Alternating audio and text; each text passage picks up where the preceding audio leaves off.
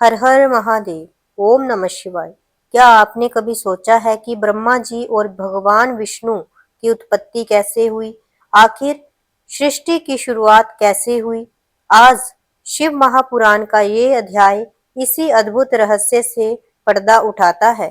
लेकिन उससे पहले अब तक की कथा को संक्षेप में समझ लेते हैं।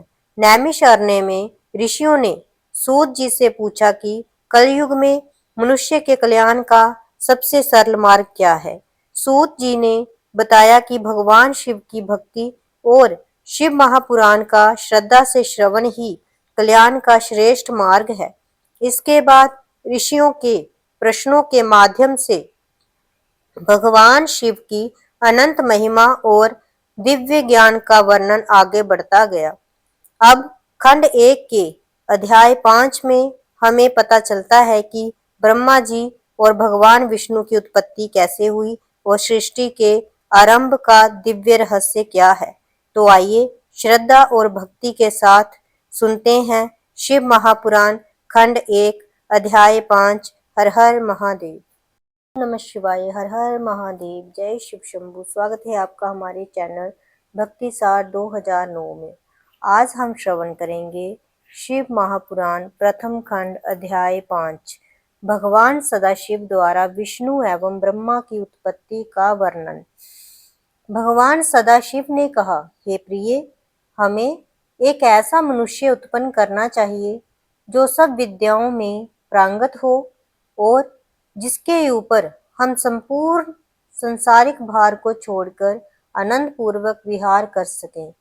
भगवान शूलपाणी के मुख से निकले हुए इन शब्दों को सुनकर भगवती जगदम्बा जी ने अपने बाईं ओर देखा और उनकी इच्छा से तुरंत ही एक मनुष्य की उत्पत्ति हुई। वह मनुष्य अत्यंत स्वरूपवान, कलावान, बुद्धिमान तथा शीलीवान था। उसका संपूर्ण शरीर श्याम वर्ण चंद्रमा जैसा था।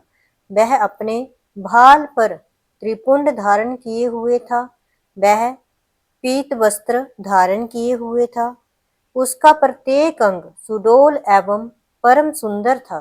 वह संपूर्ण विद्याओं से निदान, महाप्रतापी, सिद्ध रूप तथा पवित्र था। वह उत्पन्न होते ही बारंबार दंडवत करता हुआ भगवान सदाशिव एवं भगवती उमा के सम्मुख आकर हाथ जोड़कर खड़ा हो गया। उस सुंदर मनुष्य को देखकर उमा सहित उमापति शिवजी अत्यंत प्रसन्न हुए। वह भी इन दोनों को देखकर बहुत हर्षित हुए।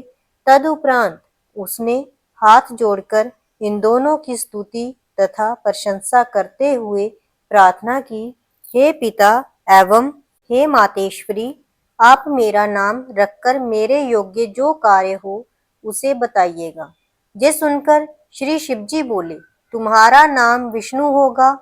संपूर्ण सृष्टि में तुम्हारे समान तेजस्वी तथा प्रतापी अन्य कोई भी प्राणी प्रकट न होगा। तुम्हारा यश संपूर्ण संसार में निरंतर फैला रहेगा।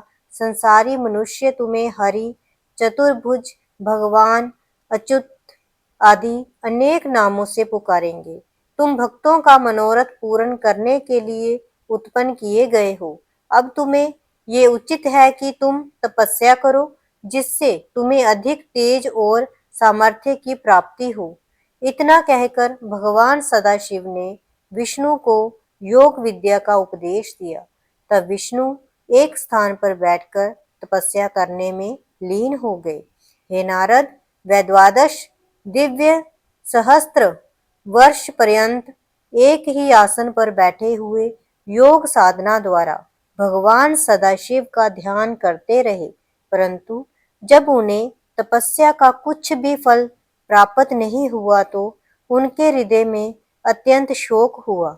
उसी समय जिस प्रकार वर्षा में बादल गरजते हैं, ठीक उसी प्रकार ये आकाशवाणी हुई, हे विष्णु, तुम मन लगाकर फिर से तप करो, क्योंकि हम सुगमता से किसी को दिखाई नहीं देते हैं।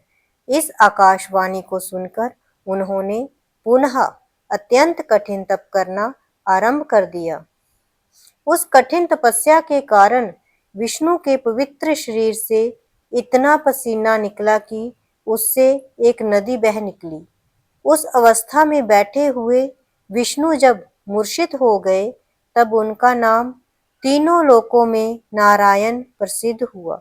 वह इस प्रकार मूर्छित हो गए कि जैसे कोई निद्रा में शयन कर रहा हो। उसी दशा में भगवान सदाशिव की इच्छा से उन विष्णु की नाभि से एक कमल की उत्पत्ति हुई। उस कमल में बहुत सी पंखुड़ियां थी। वह देखने में बहुत ऊंचा, अत्यंत मनोहर तथा लंबा था। ब्रह्मा जी बोले, हे नारद, विष्णु को उत्पन्न करने के पश्चात भगवान सदाशिव ने मुझे अपनी दाहिनी भुजा से उत्पन्न किया और उसी कमल में बैठा दिया। मेरा रंग लाल था। मेरे 4 मस्तक थे जो चारों दिशाओं की ओर खुल रहे थे। मेरे अन्य सभी अंग विष्णु के समान ही थे। मैं भी अत्यंत सामर्थ्यवान एवं तेजस्वी था। उसी समय मैंने ये आकाशवाणी सुनी, हे पुत्र, तुम्हारे अज ब्रह्मा, दाता, विधाता, प्रजेश, परमेष्टि, बहुगर्भ आदि अनेक नाम होंगे, परंतु मैं उस समय ये नहीं जान सका कि मुझे उत्पन्न करने वाला कौन है। हे नारद, भगवान सदाशिव की माया तीनों भुवनों को घेरे हुए है। वह जो चाहते हैं वही होता है। अस्तु, जब मैं ये नहीं जान सका कि मैं किसके द्वारा उत्पन्न हुआ हूँ और किसका पुत्र हूँ तथा उस कमल के पुष्प की जड़ कहाँ है, तब मैंने अपने मन में ये विचार किया कि जिसके मूल से ये कमल का पुष्प उत्पन्न हुआ है वही मेरा पिता होगा। ऐसा निश्चय करके उस कमल की जड़ को जन्म देने वाले अपने पिता का पता लगाने के लिए मैं उस कमल की डंडी के मार्ग से उस जल के भीतर जा पहुंचा, जिसमें होकर वह कमलनाल ऊपर को निकली हुई थी। यद्यपि मैं उस कमलनाल के सहारे सैकड़ों कोसों तक पानी के भीतर चला गया, परंतु मुझे उसके उद्गम स्थल का कोई भी पता नहीं चल सका। तब मैं निरंतर 100 वर्षों तक प्रयत्न करने के बाद निराश हो जाने के शोक से व्याकुल होकर उसी स्थान पर पुनः लौट आया, जहां से नीचे की ओर गया था। जब मैं पुनः ऊपर लौट कर आया तो ये देखकर मेरे आश्चर्य की सीमा नहीं रही कि वहां वह कमल पुष्प कहीं भी दिखाई नहीं देता था जिस पर मैं पहले बैठा हुआ था।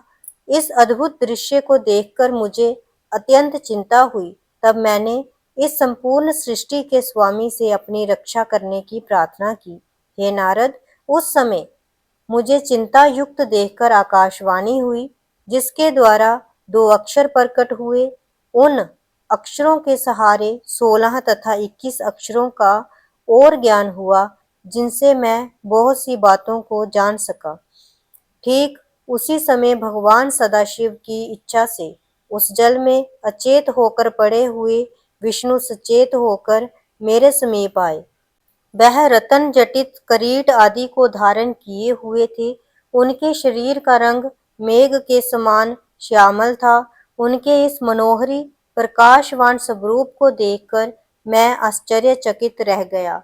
इतनी कथा सुनाकर ब्रह्मा जी ने कहा, हे नारद, इसमें किसी प्रकार कोई संदेह नहीं करना चाहिए, क्योंकि भगवान सदाशिव जो चाहते हैं वही होता है। अस्तु, मैंने विष्णु के उस स्वरूप को देखकर पूछा, आप कौन हैं? विष्णु ने उत्तर दिया, हे ब्राह्मण, हम ब्रह्म, अलख, निरंजन, हरि, भूपति, निर्विकार, अचिंत्य तथा सच्चित अनंत स्वरूप हैं।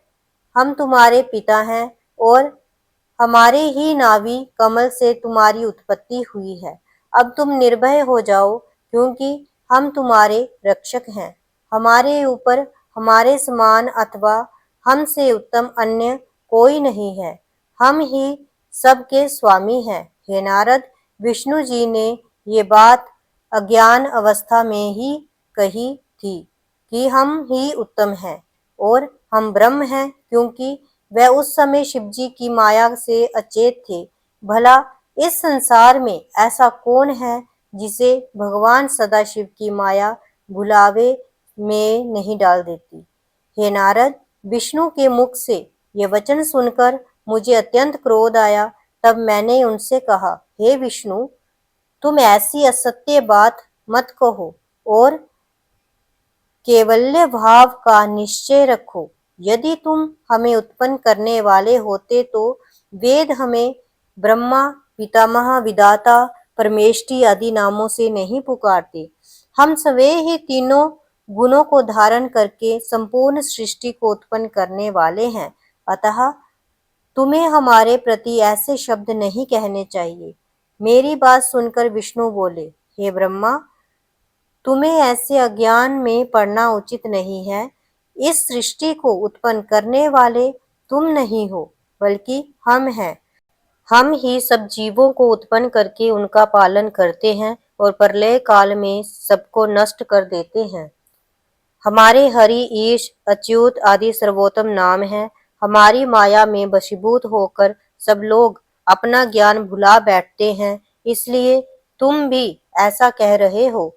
इसमें तुम्हारा कोई दोष नहीं है। ये संपूर्ण संसार हमारे द्वारा ही उत्पन्न हुआ है और हमारे ही अधीन बना रहता है। हमने वेदों को बनाया है और तुम्हें नाभि कमल द्वारा उत्पन्न किया है। हमसे अधिक श्रेष्ठ अन्य कोई नहीं है। तुम अपने नामों पर अहंकार मत करो तथा क्रोध को त्याग कर जो वचन कहने योग्य तथा उचित हैं उन्हीं का प्रयोग करो। क्योंकि जिस प्रकार अंधा मनुष्य आंखों की महिमा का, निर्धन मनुष्य धनवान की अवस्था का वर्णन करे, उसी प्रकार वेद ने भी तुम्हारे नामों का वर्णन किया है। यदि तुम हमारा पूजन करोगे तो वह शुभ होगा, अन्यथा हम तुम्हें अपनी शक्ति द्वारा नष्ट कर देंगे। हे नारद, विष्णु के ऐसे अहंकार पूर्ण शब्द सुनकर पहले तो मुझे बहुत हंसी आई, फिर हृदय में इतना क्रोध उत्पन्न हुआ कि मैं उनका शत्रु बन गया और उनसे इस प्रकार कहने लगा, हे विष्णु, जिस प्रकार गुरु अपने शिष्य को झिड़ककर बुलाता है, उसी प्रकार तुम हमें उपदेश क्यों दे रहे हो। हे नारद, परस्पर इस प्रकार कहते हुए हम तथा विष्णु आपस में युद्ध करने लगे। शिवजी की माया से मोहित होकर हम दोनों ने बहुत समय तक खूब युद्ध किया, क्योंकि हम दोनों ही अपने को संपूर्ण सृष्टि का स्वामी समझते थे। तो भक्तों, आज के अध्याय में हमने जाना कि ब्रह्मा जी और भगवान विष्णु की उत्पत्ति का दिव्य प्रसंग कितना अद्भुत है। ये केवल सृष्टि की कथा नहीं, बल्कि हमें ये भी समझाता है कि सृष्टि के रहस्यों के पीछे ईश्वर की दिव्य व्यवस्था कार्य करती है। लेकिन कथा यही समाप्त नहीं होती। अगले अध्याय में इसी प्रसंग से जुड़ा एक और महत्वपूर्ण रहस्य सामने आता है, जो भगवान शिव की अनंत महिमा को और स्पष्ट करता है। इसलिए अगले अध्याय को बिल्कुल भी मिस मत कीजिए। तब तक के लिए हर हर महादेव। ओम नमः शिवाय।